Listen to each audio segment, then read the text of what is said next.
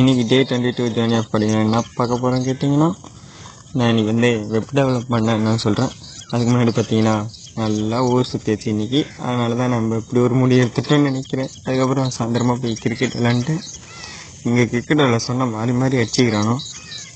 கிரிக்கெட்டும் ஒழுங்காக விளையாடல, கோடிங் ஒழுங்காக பண்ணல. சரி இருந்தாலும் ஏதாச்சும் உருப்படியாக பண்ணுவோமேனு வெப் டெவலப் பண்ணால் என்னென்னு பார்த்துடலாம். ஃபஸ்ட்டு வெப் டெவலப் பண்ணால் ஒன்றுமே இல்லை, ஒரு வெப்சைட்டை பில்ட் பண்ணுறது தான். அதுக்கு பார்த்தீங்கன்னா ஃப்ரண்ட் அண்ட் பேக் எண்டுன்னு சொல்லுவாங்க. அது ஃபுல் ஸ்டாக்கு. ரெண்டு ஃப்ரண்ட் எண்டும் பேக் எண்டும் படித்து முடிச்சுன்னா ஃபுல் ஸ்டாக் வந்துடும். ஃப்ரண்ட் எண்ட்னா ஒன்றும் இல்லை, அதாவது நம்ம பார்க்குறோம் பார்த்தீங்களா, இதுதான் ஃப்ரண்ட் எண்டு. அதாவது நம்மளுக்கு யூஸர் வெப்சைட்டில் உள்ளே போனோன்னு ஒன்று தெரியும் பார்த்தீங்களா, அதுதான் ஃப்ரண்ட் எண்டு.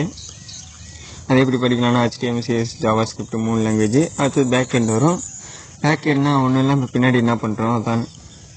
ஃப்ரண்ட் எண்டில் பார்த்தீங்கன்னா JavaScript, HTML, CSS வரும். பேக் எண்டில் பைத்தான், அதுமாதிரி நிறையா.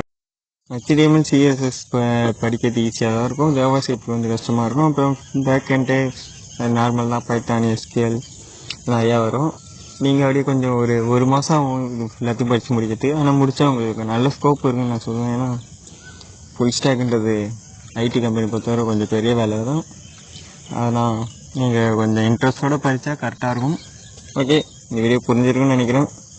இன்னும் புரியலாம் கமெண்ட் பண்ணி என்ன சொல்லிட்டேன் டவுட்னா. Okay, bye. See you next வீடியோவில் பார்க்கலாம்.